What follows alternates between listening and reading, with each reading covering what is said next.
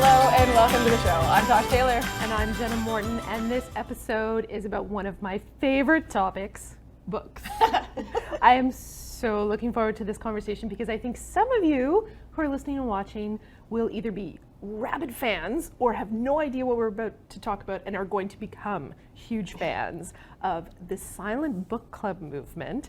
And to talk about exactly what that is and what's happening here in the Moncton area, we have DJ MacDonald with us. Welcome. Hello, good morning. So, for people who are like, what, did they just say silent book club? Give us the quick rundown of what a silent book club is. Silent book club is basically an introvert's happy hour. It is a new movement that's kind of taken off since the pandemic has started, getting people back into reading because there was nothing else to do.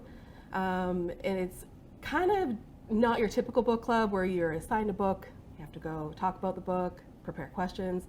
It's just meeting at a coffee shop, a bar, library, lounge, wherever, sitting together with people that like to read in silence for an hour, and then talk or leave. It's up to you. So there's like no pressure to have to talk to anybody. You can come do your thing, or you can make new friends, which a lot of people do.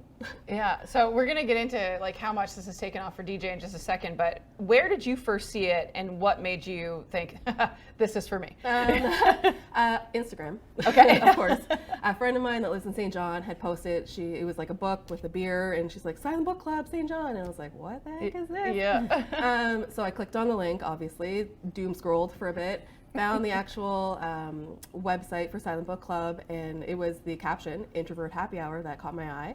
And it said, find a chapter near you, and like, cute enough, each location's called a chapter, which is really, really punny on words. So I looked, and St. John was the only one in Eastern Canada. No way. I was Wow. shocked. I was like, there's none in Moncton, there's none in Halifax, of like all places. So I kept scrolling, I'm like, how do we get one here? Yeah. And it's really like clearly labeled start a chapter. So I clicked on it, emailed them. The next morning I had everything I needed to start a chapter. No way. Yeah, it was really quick. Love it. Wow. Yeah. So remind us, how long ago was this? Because it was October. Yeah. This was not that long ago. And how quickly has this just gone crazy? By November, I was filling venues with waitlist. But a month later, 1 month. That's remarkable. And you've just had a week with incredible events. Yes, we had 2 events at the Magnetic Hill Winery. I think I had too much wine. Still wearing off. We had one Monday night and Tuesday night. They're actually closed those days, so they opened to us privately, which was great. We had a little over 100 the first night, and then 100 last night. So, and they were all different people. 200 So, people 200 coming plus out people. Yeah. just to sit and read their own book Mm-hmm. around other people in a neat place. Yeah. This makes me so happy for humanity. It's true though. Like you're not wrong on that. Like it's really cool to A, see people getting out of the house, and then B, wanting to be around people again. Yeah. Right. But also being comfortable to be like, no, I'm just going to go do my own thing and read my book that I want to read Right. in a neat place and support a local business doing it. While we're on that comment though of supporting businesses, let's make this clear to people. This is something you were doing out of the goodness of your heart. Yes, I joke with people that I'm the official unpaid CEO of Silent Book Club Moncton. Beautiful. Beautiful. Yes, everything is purely volunteer based. Every chapter, there's over 600 of them worldwide, is all run by amazing volunteers. That is incredible. And so if someone hasn't heard kind of how this all works, walk us through like how someone who wants to go to a future event is going to make that happen. Okay. Typically, our events are about 2 hours. The first half hour is allowing people to come in, sit down, find a seat, get a drink, get some food, whatever is there at the venue. Then we do an hour of silent reading. And then the last half hour, I usually grab everyone's books to grab like a little Instagram photo just to show everyone what everybody else is reading. And then they can settle their tabs, grab their book, and then leave. If they want to stay, which people do, they can stay, order some more drinks, read some more, do whatever they want, chit chat. No pressure to do whatever. It's whatever you want to do. Right. Yeah. That's something that I like about this too, and you and I see it a lot because we are in a few groups for people that are like just moving to the East Coast, and a lot of people are like, how can I make new friends? Where can I meet people? Where can I go out? Like besides going to a nightclub or wherever, where you're not going to be sitting and talking to anybody.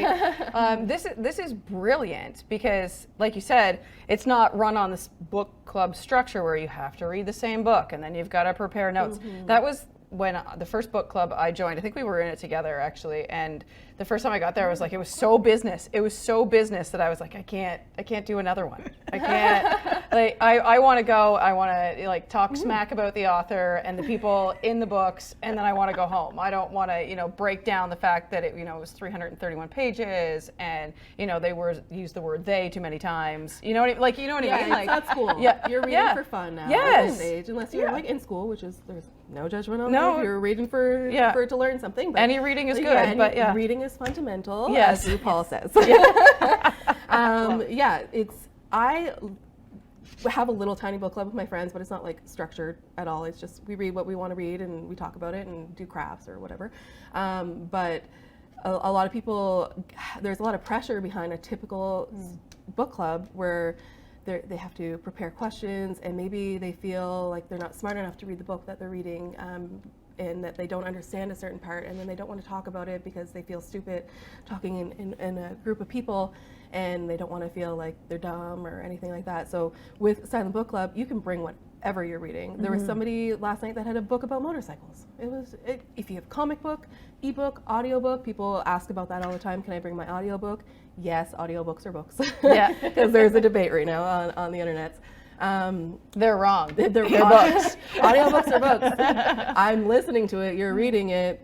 Same Same thing. Yeah. So yeah, anything you're reading, bring it. If you want to, like, if you're listening to an audiobook and you feel awkward just like sitting there listening to a book while people are reading, people bring their knitting. They knit. Some people bring adult coloring books.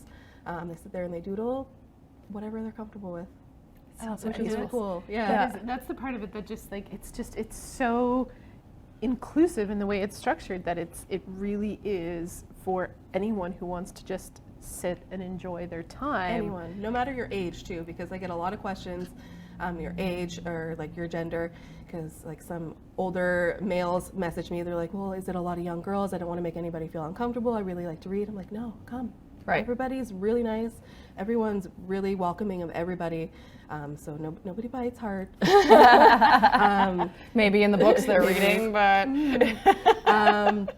yeah, if you feel like you're uncomfortable to come because of maybe your age or your gender, don't be uncomfortable, because everybody loves everybody, and people come by themselves, which is great, because a lot of people ask me that too. Is like, can I come by myself? Yes, you can come by yourself. You can come in a group. You can come with just another friend. You can make friends if you want. I've seen a lot of people meet up the first time coming. They're solo people. They make friends. I see them tagging each other on social media saying, I made a new friend tonight. Yay. Which is great, because making friends as an adult is really hard. And yeah, friends, solo, groups, moms. Some people bring their moms. They're like, can I bring my mom? And I'm like, yes, bring your mom. yeah. Bring your mom. Moms like to be invited Yes. to things. Yeah. Yes. I'm wondering if you can talk a little bit about what you're seeing in terms of what people are reading, and not necessarily like a big in-depth like, oh, most people read nonfiction or whatever, but I'm curious about, I think there are a lot of trends that are shifting in the world of reading right now, and so I'm curious to see, over this course of since October to March, what have you been seeing? What's interesting people? There is a lot of different books that I see. I couldn't name most of them, but there's pictures on our Instagram if you want to go like creep what other people are reading. But from October to now, there's been a really mainstream book called Fourth Wing, which I'm sure you've heard of it, and Iron Flame. I think everyone and their dog's reading it. I'm currently reading it because it's part of my like little friends book club, so I've been forced into it. And I was really worried because a lot of people read it in book club and they're hyping it up, and I'm like, is it going to be really good? Right. Because they're really liking this book, and I'm scared that it's not going to live up to the hype. But so far so good. So those two books are really popular. a lot of people have like special edition books when they come with it, and they're like, try not to bend the pages. Oh my gosh. Those ones. There's another author, I can't remember her name, but it's like the Crescent Moon series, Sarah something. Okay. Maybe. Moss? Yes, I think so. She has that's a another whole one I bunch see of a different lot. series, Yeah. and a lot of people are reading her books. There's like an 8-book series. Another one that's just the Crescent Moon, I think, has just started. Yeah, I think that's one where there's a cheat sheet of like what order you should actually like a read Marvel the part. series. It's like it's Do I that read kind it of like by- massive like Do I read it Yeah. by publication Publication, date, or or should you like read it- order of the story? Yeah. Like, how should I do Yeah, it? that's I have too no much idea. for me. It's a lot. Yeah. It's a lot. I like to read just to like get my mind off of things. I think a lot for work, so I just read to enjoy. It's like watching a cheesy Hallmark movie with a little bit of smut. and there is quite a genre of that right Yes, now. yes, that is very in the book. popular right We were now. talking about that a little bit before we started. It's yes. It's big. I think that we can probably trace that back to like those 50 Shades of Grey books. Well, And there's they a were lot kind of like the started it. starters Yes, there's some direct of like, lines hey, there. people really Yeah. like this. Yes. I mean, I'll admit it, I own them. I definitely went out and bought them. I could not get Yeah, into you them. did all right without them, trust me. Yeah, I just listened to the first one, and I can see how it was really popular then, but reading it now versus everything else that's out, I'm like, that's nothing. It didn't age well. Yeah. It's nothing. It was like the base, and it kicked Yes. off Yeah. from there, but Yeah. looking But back, it was like, that was really popular Oh then. yeah, I can it's see how. definitely built an Yes. industry Yes, for for sure, a lot for of sure. authors, I think, and some of them are very good, and some of them I'm like, nope, that is not for me. Yeah. Which Yeah. you're entitled to your own Exactly. opinion. Yeah, it's just Which not is for great. me. Someone Yeah. out there is reading it, so I do wonder if, and I mean, neither one of you will know the answer to this, but I do wonder if the world of reading for pleasure is picking up again. Like, I feel like there was a period of time where, and I mean, I honestly, I don't have the time to pick up a book. I'm an audiobook girl all the way. I will listen to things all day long. But I do wonder if that's coming back into, like, maybe after the pandemic, people were like, oh, hang on a second here. Like, I need my me time, so I'm going to get back into books. I know a girlfriend of mine, she used to work here in radio in Moncton, and she's moved back to Ottawa some years ago. But she just published her first book this past summer, and it has wow. blown up. Just completely blown up on her. Like, I am so proud of her, but it is a young adult book, and it's adults that are reading it. So it's and I have to admit, it's really good. But I think I've always kind of swayed more to the young adult kind of easier read, and you can easily get lost in a little romance story too. Right. So yeah. A lot of adults are reading young adult books. This is really common amongst the book clubbers. There's, like I said, everything from like comic book, graphic arts, novels, to big books like this that I'm like, how are you carrying this around with you? How's your back not broken? But yeah. Germs and Steel. Remember that one? That one. Yeah, it's like a textbook. Yeah. But I devoured that one. That was a long time ago. I'm very much dating myself, but it's a fantastic book. It's like anything by Diana Gabaldon, right? Like any of the Outlander series, you're carrying around a textbook for. Yeah, especially if you get the hardcover of those. Yes. The body just kind of That's why like Kindles tilts. are great. Yeah. Yes. Yeah. Absolutely. But then you're not holding an actual book, and I am I'm so tactile when it comes to books. Same, but I Yeah. was recently swayed. really. Yeah, I didn't think I would like it. Yeah. Because I like a physical book, but I find I read so much faster on a Kindle. Isn't that I interesting? have no idea Interesting. what the science is behind it, or if it's just like a mind over matter type of thing. Oh, but I find I read a lot faster on a Kindle. That's really interesting. I haven't heard it before. And it also tells you like the percentage that you're done, which is nice because it's like a little goal, a little game you play with yourself. It's like, oh, I'm at this much percent now, and that Where can much I be in an percent hour? later. Yeah. Yeah. Or you can tell you like this many minutes left in a chapter or the book based on your reading speed, so it calculates it for you, which is also Yeah, fun. I would like that. I do find that cool. Yeah, I started. I only joined Goodreads last year and started like keeping kind of a log of what I was reading and checking out what other people were reading and adding more things to my. Oh, I should get that list, which is now 400 books. Yeah, way longer than it's humanly possible for me to get through in my lifetime, probably now. And then I just recently got onto. I've been using the Libby app, Yes. which Love. lets you take out books through the library, audiobooks and ebooks. ebooks. Yeah. So I find myself, especially like if it's like my husband's trying to sleep and he wants the room dark. I'm like, oh, well, I'll read my library book on my phone. Right. Right. And then NetGalley. Do you do NetGalley? I don't do NetGalley, but I think there's something where it's connected with Libby and Overdrive or something like that. Yeah, that's another one where you Maybe. can get like I don't know all the advanced fancy copies things. and yeah. Oh, yes. Yeah. People at Book Club do that, and I'm like, tell me. Yes. Teach me. Teach me your Do it way. for me. Here's my phone. Sign me up. Thank you. Yeah, that's another one. So I'm starting to do more, electronic reading because of those two things, and but it's still like I'm doing it, especially when it's one that I really like. I'm like, darn, I wish I had this in my hand. Right. Well, people do read the money books and then they buy a copy. And like people last night, they were listening and reading at the same time, which is like a whole other. I'm not sure my brain could handle that capacity. That seems like an awful lot all in one go. I haven't done that, but I've encouraged my kids to do that, especially like in that kind of like Learning to read. as you're getting into longer books, but they're not quite, they're not quite used to sitting there to read. They're not keen to sit and read, say, a Harry Potter, a Hunger Games, something that's a bit more lengthy. Like, okay, well, why don't we get the audiobook of it? Right. And but we also have the book, so you could follow along Right. and get that sense of like, it doesn't have to be feel like a task or a school assignment that you're reading.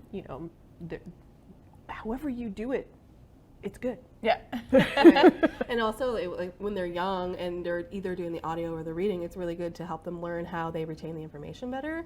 And to like when you're listening, sometimes it's nice to see the words, especially like in Harry Potter or like Hunger Games, where the words aren't sometimes English. So True. you can learn, like see them and like see it spelt out versus like hearing it and all those fun things at that young age. Yeah, it's true. And I mean, we need to foster children into reading as much as possible. So any way that we can get them to do it. I was, and I've brought this up on the show before, when graphic novels came out, I was like, nope, you guys are not having these. And my sister's a librarian, and she's the one that encouraged me, like, no, these are really great. Yeah. Like, they are such a great way to get kids interested in learning. I can't, like, I was reading one of my daughter the other day, and I can't compute. It's not like an Archie comic to me. You know what I mean? Like, they were so easy to follow when I was a kid. This was not easy for me to follow, and maybe it's just because my brain has advanced. I don't know. But for my youngest daughter, they've been really great to help her want to read because she does not have the desire to do it. So my oldest was like, yeah, sure, this is no problem. But my youngest, and there's always one of them, right? That wants to do it. So yes, I any way we can encourage our kids to do any form of reading.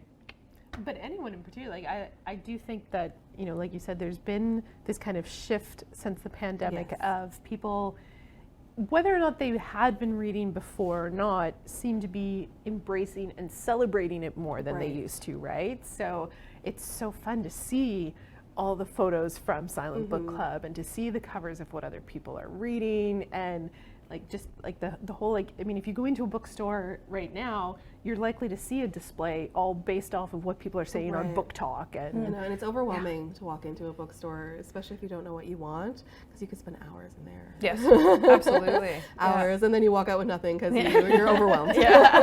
Or you walk out with an armful in your bank account going, this wasn't the plan.